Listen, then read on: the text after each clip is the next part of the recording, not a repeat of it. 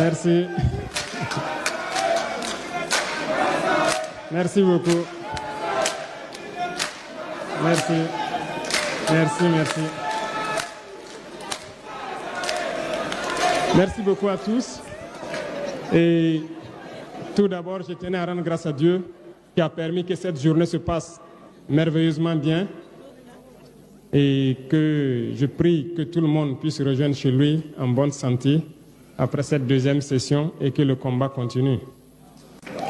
Après cela, c'est un mot de remerciement à l'endroit de nos vaillantes forces combattantes toujours, qui ont compris le sens de notre combat et qui se donnent corps et âme pour que la Confédération puisse continuer d'exister.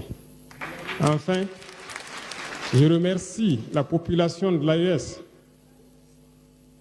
qui a franchement compris pourquoi nous ne devons que compter sur nous-mêmes et pourquoi nous ne devons pas nous apitoyer sur notre sort. Et vous avez fait preuve à travers votre résistance, votre résilience à supporter tous les coups que l'ennemi a bien voulu nous donner dans cette lutte de brise des chaînes de l'esclavage.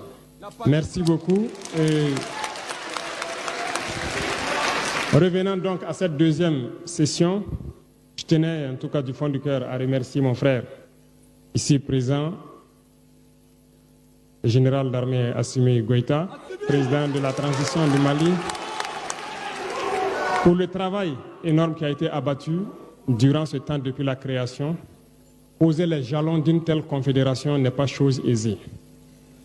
Et surtout, vous avez tous été témoins de tous les défis qui ont été donc posés à nos États respectivement et à la confédération tout entière. Donc je tenais à le dire encore, merci pour tout le travail abattu, merci pour le sens de l'écoute, merci pour tous les sacrifices consentis et merci surtout à tous nos collaborateurs, les membres du gouvernement, tous les services techniques qui ont vraiment œuvré pour que cette journée soit, qui ont tout fait pour que tous les acquis qui ont été donc à l'ordre du jour aujourd'hui puissent voir le jour. Soyez remerciés une fois de plus et je souhaite que cet esprit de sacrifice, de don de soi puisse continuer parce que le seul objectif que nous avons, c'est le bonheur de nos populations. J'ai accepté avec beaucoup d'humilité et beaucoup d'interpellation donc cette lourde mission qui m'a été confiée.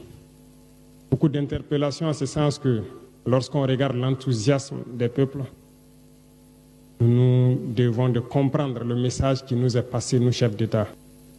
Nous ne devons plus dormir, nous devons continuer le combat, continuer à avancer parce que les peuples aspirent à la paix, les peuples aspirent au développement, les peuples aspirent à vivre heureux chez eux.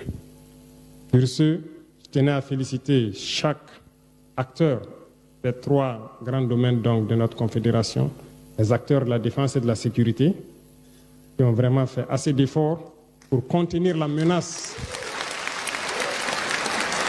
qui a grandi, certes, mais la menace a été contenue. Et vous dire encore d'attacher les ceintures, parce que le lancement de la force doit être suivi d'opérations de grande envergure. Et donc, dans les jours à venir, vous serez encore sollicités pour pouvoir intensifier la lutte.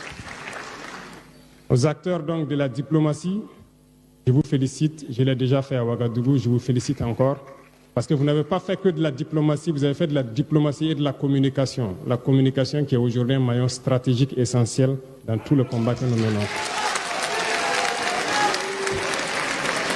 Merci pour ce combat, merci pour ce sacrifice, merci pour toute la lutte pour faire reconnaître notre confédération à tous les sceptiques qui n'ont pas voulu l'accepter au début. Et continuer ainsi parce que de grands défis nous attendent.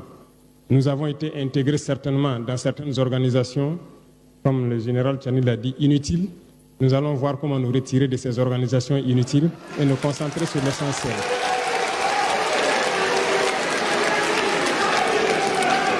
Aux acteurs du développement qui est une mission transversale, après la sécurité et donc la diplomatie pour maintenir et la communication pour maintenir en veille donc l'esprit de nos populations, on pense au développement. Et le développement concerne plusieurs secteurs. Alors j'invite tout un chacun, dès à présent, à redoubler d'ardeur. parce que nous nous sommes donné des objectifs et nous avons compris la géopolitique, nous avons compris le monde. Nous ne compterons que sur nous-mêmes a priori. Et ça, il faut que tout le monde l'intègre.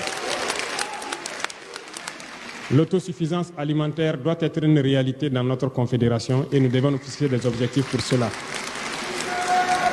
Nous avons de grands projets de développement, que ce soit en termes d'industrie, d'infrastructure. Nous allons batailler pour que ces projets voient le jour. Et bien sûr, d'autres grands projets plus stratégiques et urgents nous attendent et qui va demander plus de célérité dans tout ce que nous faisons. Et c'est ce qui est attendu par tout un chacun ici et tous les peuples de la Confédération. Donc, le rythme sera certes soutenu, mais d'ores et déjà, je vous invite à vous mettre au travail pour que nous puissions relever les défis, parce que ce que nous faisons actuellement est un défi. Enfin, je continuerai donc à solliciter le soutien et l'appui de mes frères ici présents, qui, en tout cas, n'ont ménagé aucun effort à n'importe quel moment. Quand j'ai eu besoin d'eux, ils étaient disponibles. Nous avons toujours ménagé nos programmes pour pouvoir nous retrouver et discuter des questions essentielles. Les défis furent nombreux, il y a eu des hauts, mais l'esprit de solidarité, l'esprit de fraternité, l'esprit de tolérance a permis à ce que nous soyons là aujourd'hui. Et je puis vous assurer que nous continuons les échanges dans ce sens et nous promettons de ne pas vous décevoir, de ne pas décevoir le peuple de l'AES et de continuer la lutte. Merci à tout un chacun. Je souhaite que Dieu vous accompagne tous dans vos missions respectives, que Dieu vous ramène tout un chacun sain et sauf chez lui et que la lutte puisse continuer et ardemment contre l'impérialisme, ses valets locaux et toutes ces manifestations ici dans l'espace confédéral. La patrie ou la mort, nous vaincrons. Merci.